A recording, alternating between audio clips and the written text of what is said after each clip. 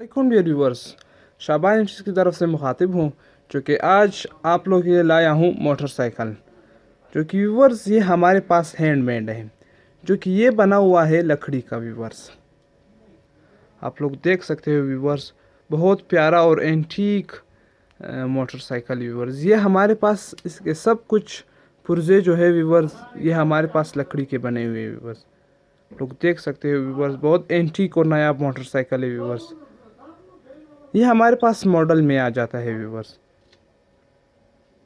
लोग देख सकते हो, एंटीक और नया मोटरसाइकिल है, हैंडमेड बना हुआ है। व्यूवर्स हाथ का बना हुआ। व्यूवर्स मेरे यूट्यूब चैनल को सब्सक्राइब करना है। Thank you.